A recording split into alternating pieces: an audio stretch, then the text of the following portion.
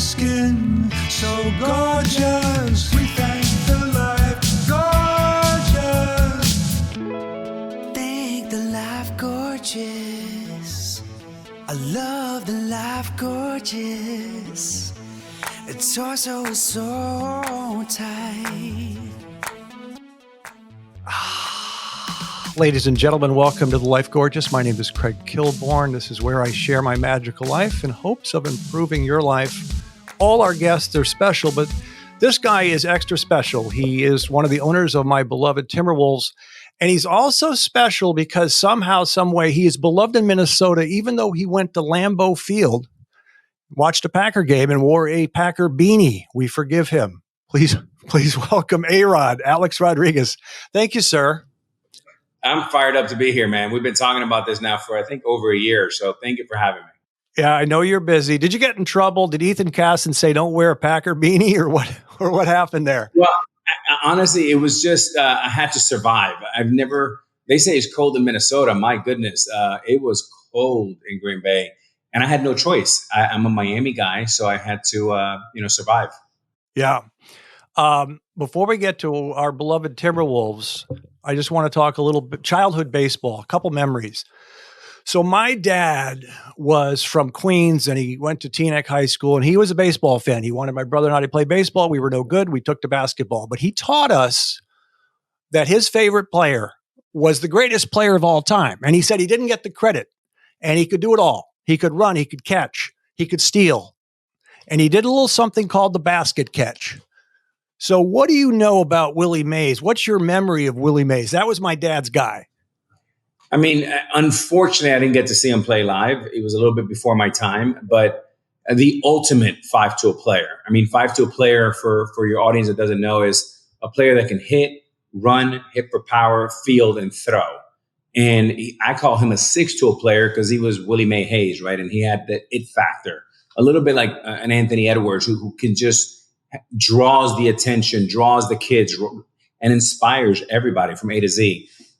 He was really transformational, Greg. For his time, he was, very unique and one of a kind. So I was fortunate to interview him on my old CBS Late Late show, and it was the one time I got a little emotional because I went in the dressing room and I said, my dad said, you're the greatest player of all time. But when he came out, he was the first guest. We had an actress and a band and he goes, slow down, Craig. We got the whole hour. He thought we were going the whole hour. But this is what I asked him. I asked him about the basket catch because it's very stylish. And I always like stylish ball players, especially in the NBA. And he said, they had 3 teams in New York at the time. And he says, I had other center fielders. I had Duke Snyder, Mickey Mantle, myself, and they're paying $3 a ticket. I got to put on a show. So I thought that was interesting, but it's not that way in Major League Baseball now. Are there people putting on a show like that? They don't do that many basket catches now, right? No, but I think it's coming back. And, what's happened with the World Baseball Classic, where they celebrate color, they celebrate enthusiasm and flipping the bat and a little bit of emotion. I think all of that is incredibly important. I think, Craig, what I've found in the last 25 years, 30 years being around sports is the leagues that get it right, and I think NFL and NBA are right up there. They understand sports is secondary. It's really an entertainment platform. Yeah. And consumers like yourself and others, you have so many options that we're so thrilled that you give us your time, your energy, your resources. And we have to think more about that. We have to be obsessed with customer experience. Yeah. And I think Willie Mays, again, ahead of his time, Mickey Mantle, Joe DiMaggio, but more so Willie Mays. He was the showman for a lot of people growing up. Right. Okay. So one more childhood memory. My dad would take us to Twins games, 1977, when I think you were probably 2 years old. Rod Carew was on the cover of Sports Illustrated and Time magazine with Ted Williams. He was flirting with 400, and we would go to the Met Stadium and they would say batting first, batting 406. Rod Carew, and we would all give him a standing ovation in the first inning. But I'm a guy who was a basketball fan, but I see things, and I loved his batting stance. He had the wrists, and he would snap it and hit a triple. Is his batting stance, is it beloved by others? Is it special? I mean, I would say a dining dinosaur, but it's a dead dinosaur. I mean, the last version of Rod Carew, and Rod Carew is one of my favorites, is probably Ichiro, who really was a magician with his bat, and someone who was celebrated for 225 hits. But today the game has kind of shifted, just like the NBA has shifted to a more perimeter game. Yeah. Major League Baseball has shifted to all or nothing approach, which I actually hate. I love contact. I love hitting and run. A little bit ironic because I had so many home runs and people make fun of me a little bit when I talk about contact and stealing bases. But you got to be a baseball player first. You got to be a good hitter that hits with power. You have to be a good pitcher that throws hard. It's not the other way around. And I think we're settling for this all or nothing kind of John Daly, if you may, approach. Yeah. And just like baseball, you hit with power for show and you putt for dough. That's the same thing most times. Right. The Twins won in 87 and 91. It was pretty special. They were, that's when I really followed it. I loved Kirby and Ken Herbeck and the guys. They played really good D. I remember that. Great pitching staff. Do you remember those teams at all? I watched every game of those both World Series. I mean, one of the greatest call of all time, one of my childhood memories. We'll see you tomorrow night on Kirby Puckett changeup off Liebrand. I believe it was a little changeup. It might have been a 1-1 pitch, but when I heard those words, we'll see you tomorrow night, I said, oh, baby, we're going to get more baseball, free baseball. Yeah. And I just thought that team did such an incredible job of connecting, not just with the great state of Minnesota and the people in Minneapolis, but really with the whole country, because it had one of the great, most lovable people in the world in Kirby Puckett. Yeah. It had, Ken Herbeck. It had someone, Jack Morris, who was just tough as nails. Right. And it was just a fun place to watch. And you think about sports venues that was the loudest. I think that place, I put it up against any place in sports. Yeah, it was silly though. They'd get lost. The ball would get lost in the Metrodome. We didn't like going there to watch games, but it was an advantage, obviously, for the home team. If I may, sir, I'm going to shift now. That's plenty on baseball. Okay. But I do want to say, do you get this? I have writer friends that are from Boston, and they say, I didn't like A-Rod as a player, but he's a good broadcaster. Do you get a lot of people saying, A-Rod, I didn't like you as a player, but you're a hell of a broadcaster? Because I think you're kind of a natural as a broadcaster. The first part of your comment, I get that all the time. And sometimes I get the second part. But you know what? I think when you announce, there's a connectivity, and it's more kind of cerebral kind of connection to the fan base. Like if you're the announcer out there, and I get this from Kenny Smith a lot with the TNT show, that I call it water cooler conversation, where the next day I come to the office and I can tell my team here like one thing that makes me sound kind of smart. Then you get connected and then you want to go back for more. Right. And I connected. I've had so many reactions that are so much different than baseball, where people said, hey, Alex, you said this one thing about Aaron Judge, and man, I understand it so much better now. Right. So that connection has been, has transcended my playing career in many ways from a connection point of view. Jeff Van Gundy, you go to most of the games, but Van Gundy is real. He's entertaining. He's very opinionated.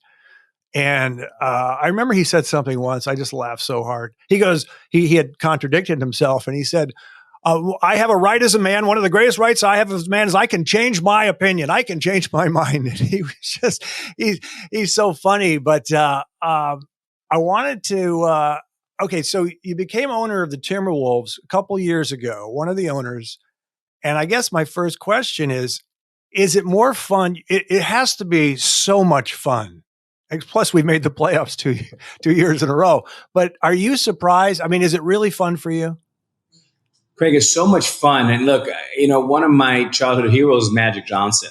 And it's interesting how he had this legendary basketball career and owns, he's a part owner with the Dodgers and the baseball team. And I played obviously for almost 25 years in baseball, and I'm part of the ownership group here in Minnesota in basketball. It's been incredibly enjoyable. I get this question asked all the time, like, why do you go to all these NBA games? Well, what we are is we're fiduciaries to an incredible fan base in Minnesota. If we're going to go out and build a world-class organization and hopefully bring a championship here and build an organization from top to bottom that our consumer, our fan base is going to be very proud. We have to go out and see what the best in the world do. And we can copy and paste a lot of these practices, best practices, and then obviously bring the Minnesota kind of, exclamation point to that in Minnesota. So it's been incredibly fun. It's been wildly educational, and I'm just having a really good time. Okay, so I just have to ask you, when you find out, you're researching the team, I don't know if you find some of these things out afterwards or whatever. So when you hear that the Wolves could have drafted Steph Curry and Tom Thibodeau did this next one. Tom Thibodeau, who's got a great basketball mind. He took Chris Dunn over Jamal Murray. When you find those things out, do you, or maybe you already knew them, but are you like, what the hell? I mean, are you stunned when some of the mistakes, all the teams do it, and great basketball minds will do that, but it's tough making these decisions.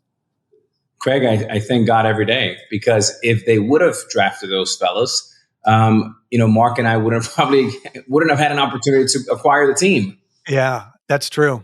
That's true. Are you concerned? I mean, I have this theory that if you're great in another sport, you can pick up other sports because you just know so much already. And I was thinking, it's kind of like putting a puzzle together, building a championship team. Were you a big hoop fan prior to ownership? I think like you, me, and a lot of kids, being an 80s child, right? Yeah.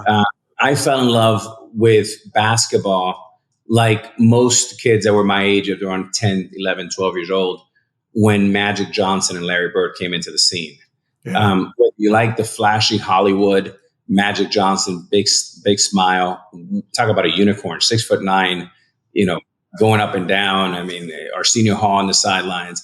And then the blue collar, Red Auerbach with Larry Bird and McHale and Parrish and Dennis Johnson. And it was just remarkable. And I remember back in Miami, CBS 335, Lakers against Celtics, and everyone, I'm sure yourself included, watching those games. And then after those games, going to the backyard and trying to shoot, lefty mini hooks and righty hooks.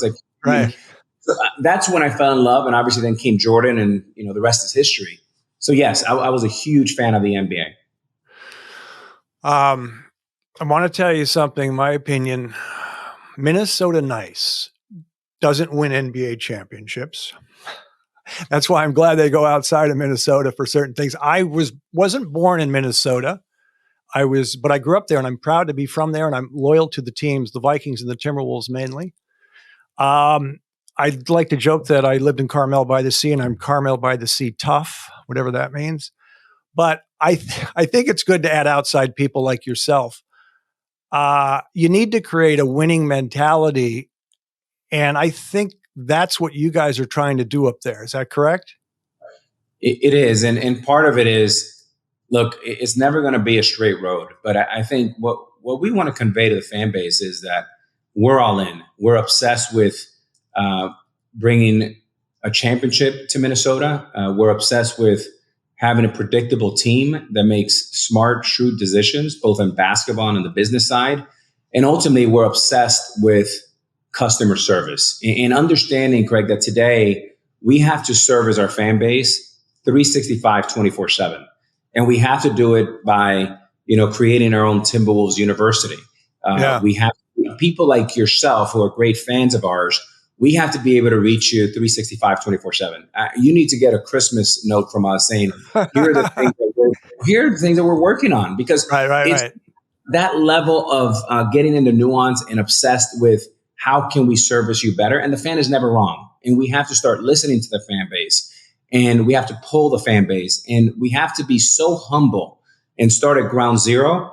And the first 2 years, what Mark and I have been doing, besides learning from Glenn Taylor and Becky Taylor, who have been wonderful partners, it's really trying to hear the fan base and what is it that makes them excited, what has been their frustrations, and how do we address those frustrations over the next 1, 3, 5 years. Right. Okay. So there's this mentality sometimes where we're grateful in Minnesota that we have a team. And obviously we struggled. That's how we got 2 number 1 picks with Cat and Ant. But I want to know if I'm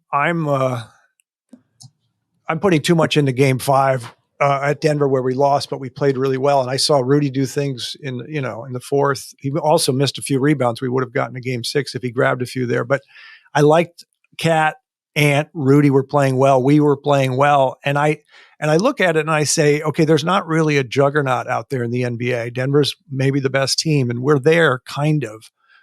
And so then I'm saying, let's run it back. You always have to improve though. You got to change the bench a little bit. You got to add a shooter. I want a dead eye shooter. But am I overreacting to Game 5? Am I being too optimistic? And also looking at the landscape of the NBA, there doesn't seem to be a juggernaut team. I mean, what did you think of Game 5 at Denver that we lost, but we were very competitive? Yeah, I mean, look, I learned under George Steinbrenner, right? And I can't believe I'm about to say this, but for consolation, we were heartbroken after Game 5. We live every minute. I was at every game there in Denver cheering our guys on, and they did such a fabulous job. If you take a step back, I will say this. 3 weeks later, I feel much better about Game 5 in the entire series. If you've seen the juggernaut that Tim Connelly, by the way, built. Yes, exactly. Right? Good point. Yeah. And the fact that besides Game 1, where we came in kind of limping a little bit, we got blown out. The last 4 games, we were in it every game. Yeah. And Game 5, we were 1-3 away from going in from Anthony Edwards to taking that game to overtime. Yeah. When you see the way they played against the Suns, when you see the way they played against the Lakers, as a fan, you go back and go, hey, wait a minute. To your point, Craig, we're not so far. And the way that Rudy and Cat both played against the Joker, who's now become, I guess, the best player in the world. Yeah. He's phenomenal to watch, kind of Larry Bird 2.0. Yeah. I couldn't be more proud. And to your point, I am very, very proud and anxious to get next year started because we're in a good place. Yeah, I'm excited to see who Tim Connelly drafts in the second round this year, because that's when he got the Joker. Speaking of mentality, I'm going to ask you.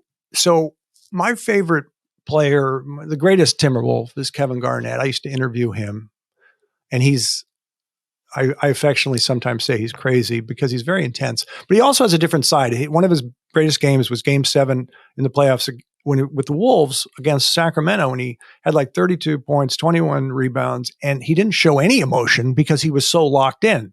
Everyone sees him screaming. Well, he didn't show any emotion. So have you met him? I think you have. And was he intense in the meeting, or was he low key? It wasn't a formal meeting. I've met him several times. It's interesting.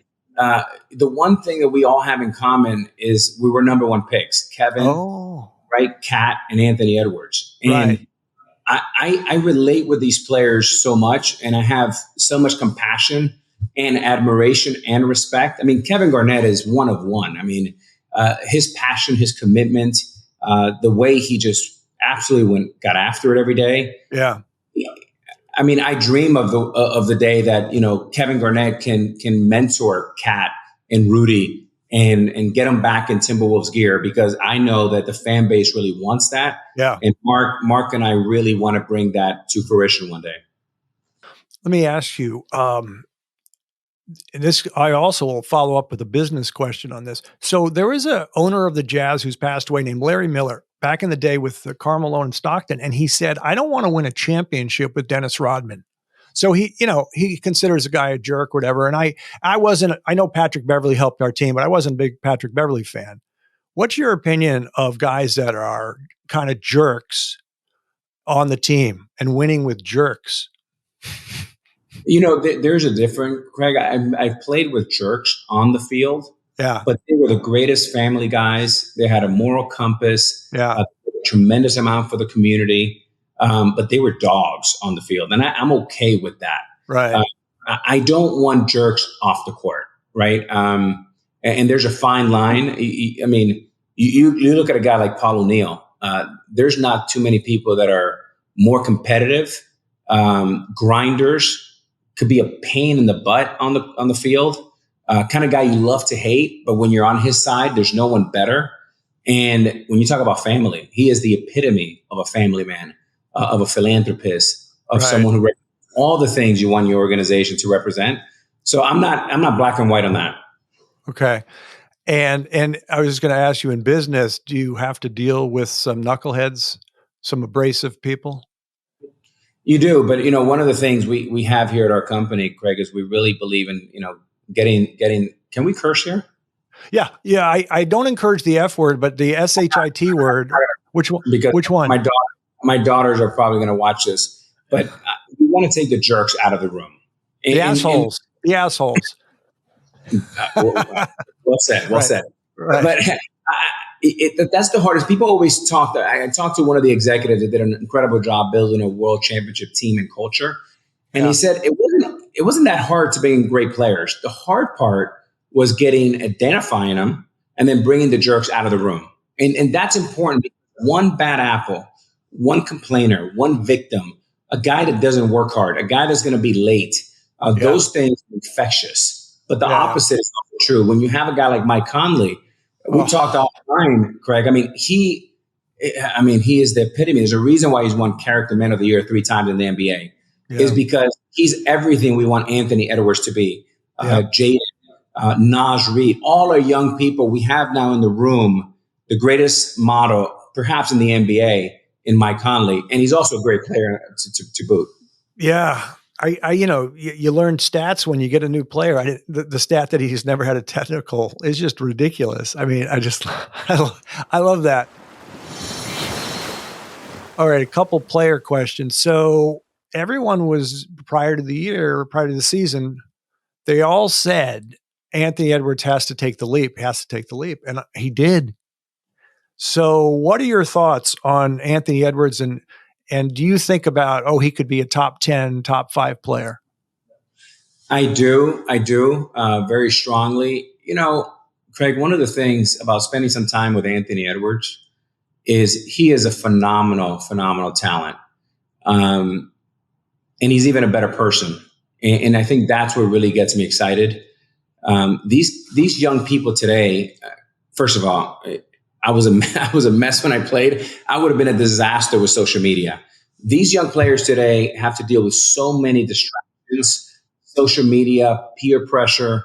And I think Anthony Edwards and all our players, for the most part, do a really, really great job, and I admire them for them. But Anthony Edwards is someone that you can build an organization around. And if you think about timelines, right? When you think about, we talk about Magic and Bird and other greats, even Kevin Garnett, it's around the 26, 27, 28, 29, which is where they hit their prime and they're starting to win their championships. Yeah. And if you think about Anthony Edwards being 21, if you're a fan base, if you're ownership, if you're Tim Conley, you have this incredible big window, not just 2 years, but really almost a decade where we can do really special things. So for us, it's really important not to be in a hurry to try to get there now. Is how do we build this for the long run? Right.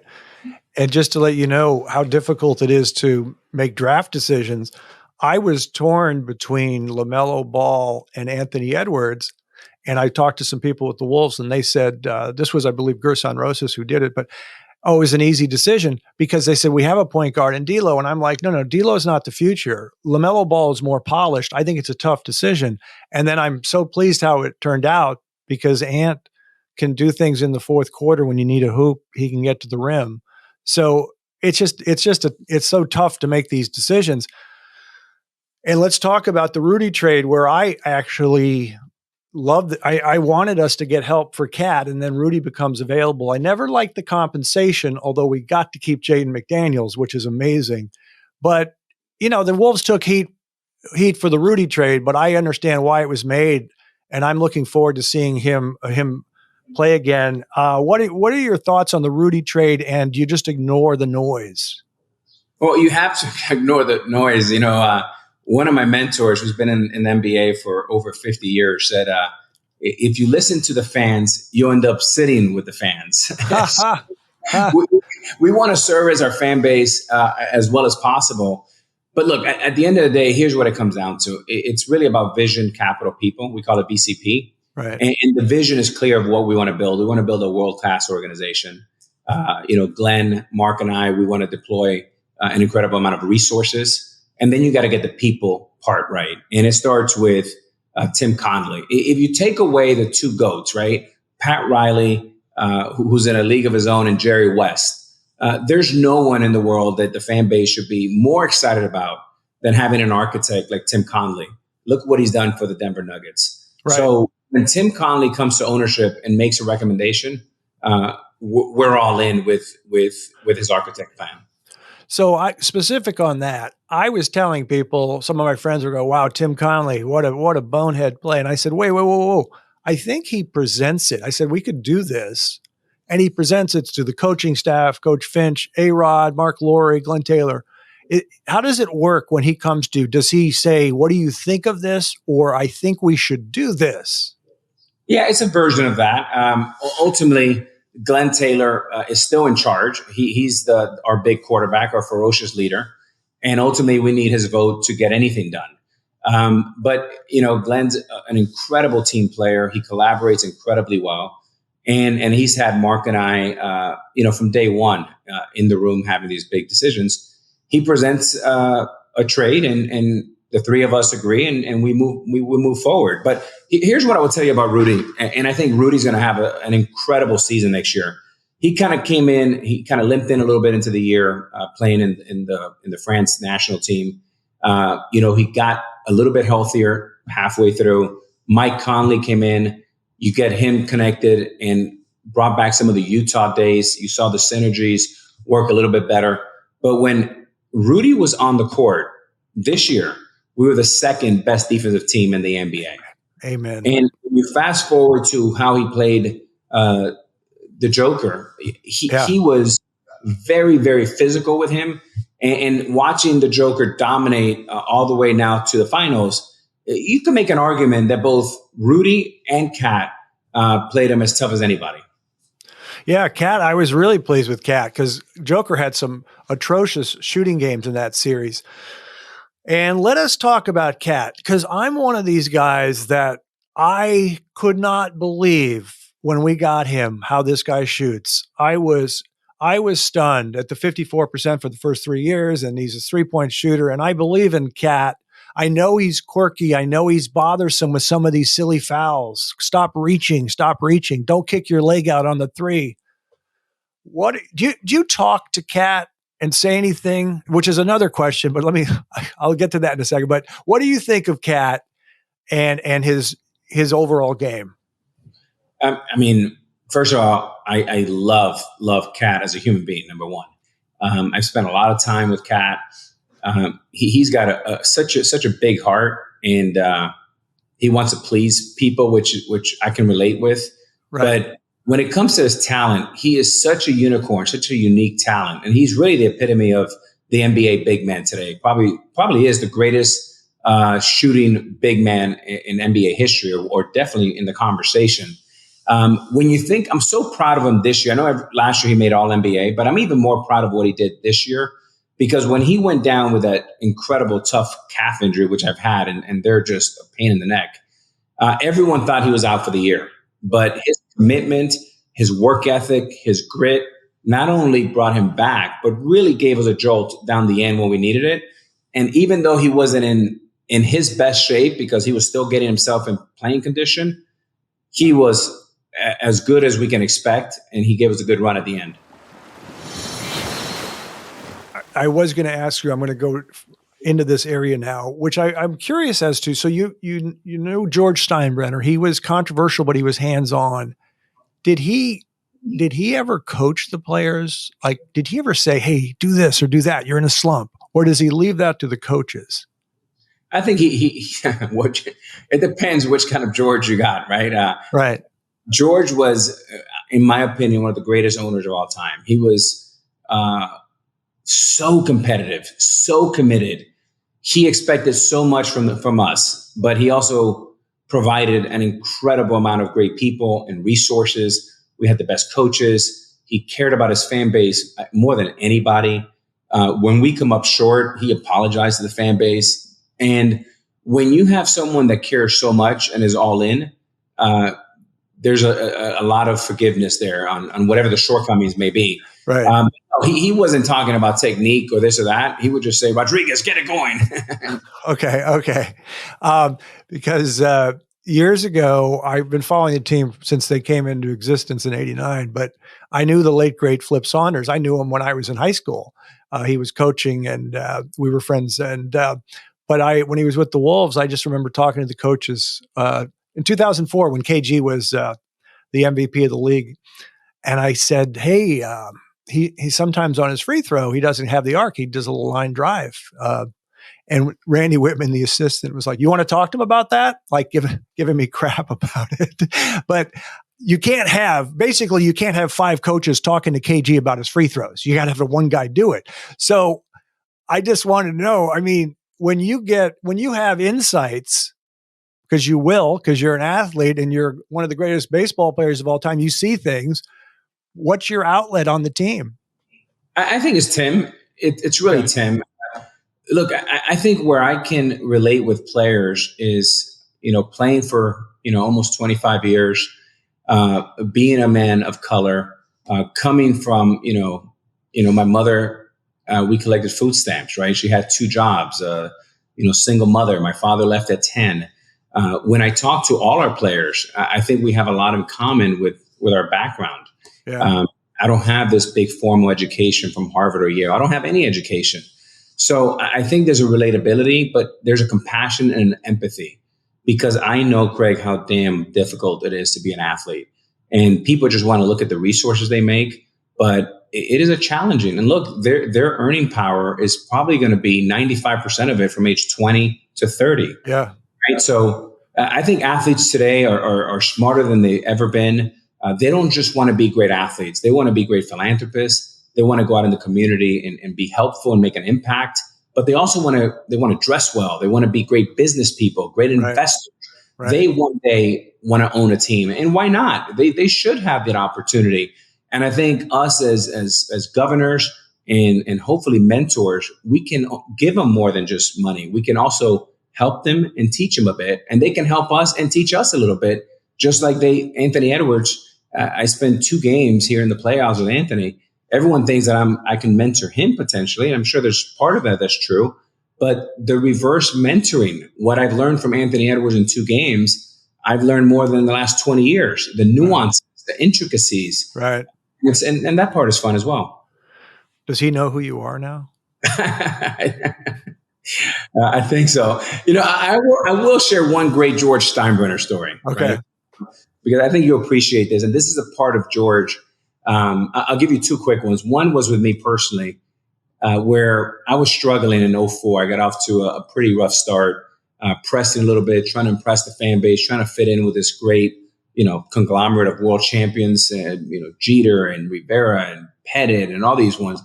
And I was off to a slow start, and I get to the locker room at Old Yankee Stadium around 2:00 for a 7:00 game. And there's a little note in my locker, and it says GMS, and those are George Steinbrenner's initials. And literally my heart goes from like 20 to 105, right? And I start reading them. My hands are shaking a little bit. I'm like, okay, this can be good. And it reads a handwritten note, and it says, Alex, I couldn't be more proud of you. I am so happy I made the trade for you. You remind me of the great Reggie Jackson, and just do your thing, have fun, smile, love GMS. And I just sat in my locker for like 15, 20 minutes, and I have that, framed in my office. And I said to myself, wow. And immediately, Craig, the pressure decreased. I feel like GMS, the boss, is on my side. I went out and hit 2 home runs that day, and went out to hit, like, for the next 35 days, went on one of the most incredible runs of my career. And I ended that year in a really high note. That's great. Send more notes, George. That's great. That's great. You said you had another Steinbrenner story? Yeah. So Mr. Steinbrenner over the years did more for charity than anyone that I know. I mean, he paid for kids all over the inner cities and did all kind of work. I won't tell you the players that came in, but there was 2 retired players that needed help after they were done playing. Yeah. And I think he wrote them both a check for, I don't know, $250,000. And he said, now listen here, you 2. If this ever gets out, I'm going to expect my money back. I said, do not tell anybody. Oh, wow. And then I think he said, it would ruin my reputation of being a tough boss. That's funny. Yeah, he was a character. I think I saw like documentary or something years ago, but his relationship with Billy Martin seemed absolutely crazy. They would, I mean, he would fire him and bring him back and all that stuff. But by the way, he loved Billy Craig like a son, right? And it was like this love-hate relationship, but he had supreme respect for Billy Martin. And it's interesting, the connecting dots here is I played for Lou Piniella for 7 years. And Lou was also loved by George Steinbrenner like a son. He looked at him as mini 2.0 Billy Martin. Right. And Billy, I mean, was like a father to Billy Martin. So it was Lou Piniella I played for, Billy Martin, and they all connected to George Steinbrenner. Yeah. I was going to ask you about, it's tough. Michael Jordan is an owner. It's not easy being an owner, even if you're the greatest player of all time. But I had a theory on coaches. So, Pat Riley, Phil Jackson, solid NBA players, not all-stars. Why are they better coaches? Is it because the superstars, the game comes too easily and they don't think of the nuances? I remember a coach wasn't a good player, but he's talked about the forearm shiv on defense, away from the ball, when your player comes through the lane, give him a shiv, give him a forearm, throw off his rhythm, throw off the whole rhythm of the offense. And he was so fascinated by that. And I'm thinking Pete Maravich doesn't care about a forearm shiv and all this stuff. But why do you think the solid players, not the all-stars, make better coaches? In many ways, they've had to work harder just to get in the room, to get the attention, to make that 15th roster in the NBA or the 26th man in a major league roster. They could not take any shortcuts. They weren't built like Greek gods, and they didn't run like the wind and didn't run and throw like, Roberto Clemente. So I think there is something to that. I wouldn't say all great players make bad coaches, but for the most part, at least in Major League Baseball, what you see is a lot of former catchers who are thinking men. I always say they're chess players, not checkers. And I just think they kind of exude that blue-collar work ethic, and they share that with players probably better than elite superstars. Right. I do think, I said before, I think it's an advantage that you played Major League Baseball now that you're an owner. And one of the reasons is I think you might, this is positive, but I think you might have an influence on the referees. I mean, you might. So I wanted to ask you, Mark Cuban, I used to interview him, and at the beginning with the Mavericks, he got in trouble all the time with the refs, and David Stern fined him all the time. And the refereeing is really unfortunate, where it can really affect the game. How do you talk to the refs during the game? I say hello. A lot of them are big baseball fans, Craig. Like our age group. I mean, I'm going to date me, not you, because you're probably younger. But the fact is, all our parents, their favorite sport was baseball. I mean, pretty much unanimous, because the NBA and NFL wasn't really at the height it is today. So a lot of them will come in and tell me their Willie Mays story, like Craig, right? Their basket catch. So a lot of it is, I think there's a mutual respect. And I will say this about referees and umpires. I do think is the toughest job in sports. Yeah. I think they get a bad rap. I think a lot of these guys do an incredible job. They're good people. They take more beef than they should. And I think ultimately there's such an important fabric of the integrity of our game that I think referees do a phenomenal job. And when they do a great job, that no one says hi to them. The minute they screw up, they have 10 people screaming at them. Right. Well, I remember in 99, I was doing the CBS show, and this was the beginning of the Phil Jackson, the three-peat, when Kobe and Shaq, and this was the beginning, and they had a big Game 7 against Portland. And I was at this party, and I actually saw the late Paul Allen, who owned the Blazers. And I said, good luck tomorrow. And he says, it's all about the refs. It's how they referee the game, which I find unfortunate if that's true. But during the game, during the playoff game, the refs are making a bad call. Do you say something as a fan, or what do you do? Craig, I think this is where I think my experience, I think helps, is I think you're so much more effective with referees, remembering first that they're human beings. They're not perfect. Right. They have emotions.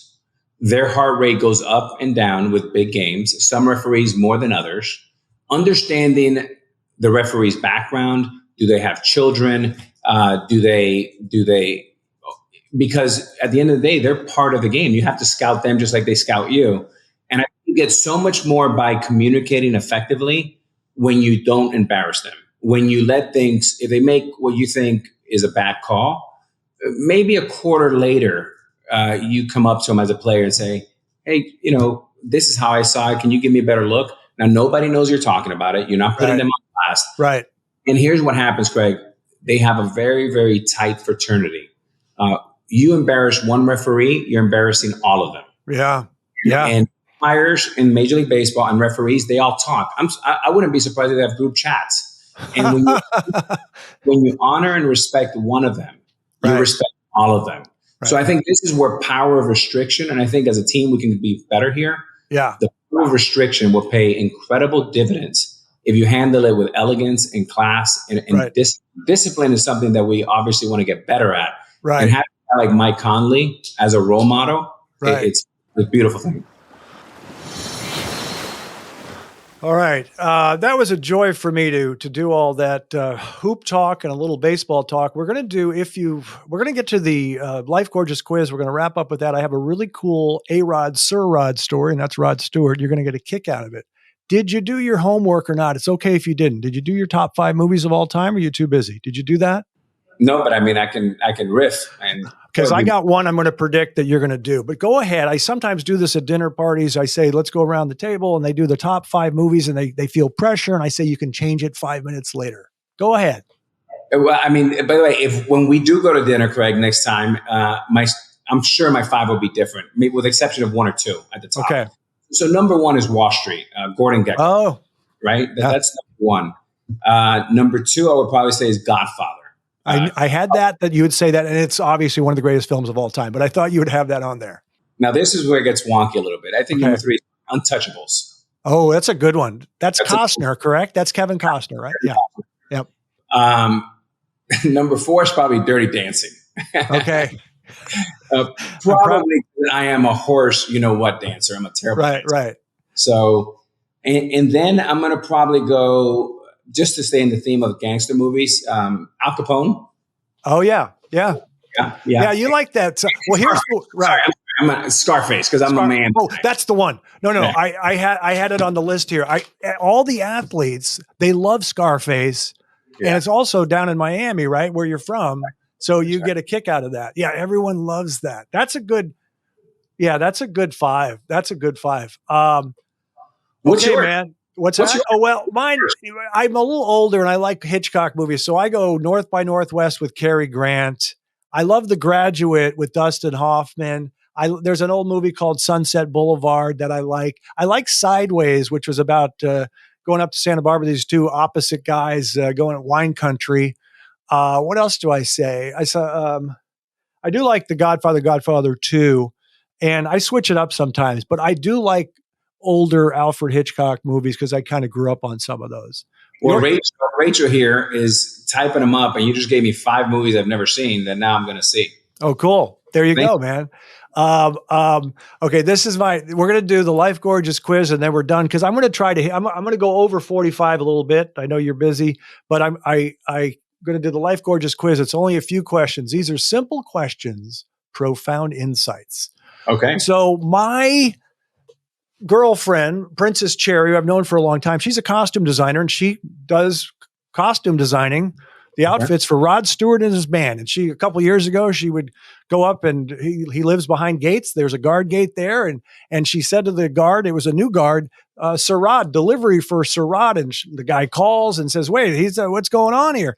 What are you doing? I'm bringing this bedazzled shirt. And the guy had called A-Rod, and it was like, then the other guard, and the guard said, oh, this girl just wants to meet A-Rod. And then the veteran guard comes over and says, no, that's Rod. She's fine. That's Rod Stewart. She meant Rod Stewart. So that's kind of funny. But that's awesome. So the guard got A-Rod mixed up with Sir Rod. So here's my question. Can Alex Rodriguez name one Rod Stewart song? Oh. I'm saying you. I don't think you can. But okay. They're only like three. There's like Maggie May, Tonight's the Night, and if you like my body and think I'm sexy or something like those are the big ones. But okay, then to give you a second follow up, how many bedazzled shirts do you own? And I'm hoping it's under 2. The correct answer is under 2, but it's 0. Oh, good. 0. That's good. Okay, another music question on the subject of music. I view you as kind of a well-rounded guy, and you're fairly social. I'm going to say 3 musicians, and I think you've been to 2 of their concerts, two of their live concerts. Springsteen, McCartney, and Prince. 1 for 3. Okay. And Prince is the one. But the other 2, I'm dying to go. Huge fan of him. Huge. Prince I grew up in Minneapolis, so I saw him live a couple times, and he's the greatest halftime show at the Super Bowl, blah, blah, blah. Agreed. Famous line, they said, Prince, we got to be careful with the lightning and the rain. Maybe you shouldn't use the electric guitar. He goes, let it rain harder, baby. Oh, I know. I love that. That was magical what he did. I couldn't believe it. It was. I love Prince. Oh my gosh. Okay, I follow your Instagram, and it looks like you try to be healthy with the salmon and the broccoli, but I could be wrong. But I think you have a sweet tooth. I think maybe I don't. I have a salt tooth. Oh, savory. If I stay away from chips and guac, I would actually be in decent shape. Right. I do. I like savory over sweet. I don't have a sweet tooth. I like cheese. I eat too much cheese. But I'm going to ask you, better dessert, cheesecake or creme brulee? Cheesecake. Is there a reason why? You're right. That's what I think. Is there a reason why? I don't know. It just when you put it in your mouth, it kind of feels really good. It's a great consistency. I think creme brulee is too sweet, and I just love the flavor of cheesecake. Okay, this is the final question. You're having fun. That's too bad. It's a final one. Yeah, I could come up with more, but I just think, your girls are tough. They say don't go over 45. Oh, we're at 47. He's losing money. He's got meetings. So finally, there's a little pressure. Everyone in my office is thrilled that I'm talking because I'm actually staying. They're actually trying to make money. I just get in the way. Oh, that's funny. When the Timberwolves win a championship, sir, can you promise me that during the championship parade, I can get a spot on the championship float? And I can be behind Jim Pete and Michael Grady. I can make that promise. And hopefully, you see this trophy behind me? Yes. Where is it? Wait, I saw it. There it is. Yep, there it is. Wait, there it is. Beautiful. And hopefully, we will let you put it over your head and celebrate. Like if you were like one of the players, Well, that's... who did that, Greg?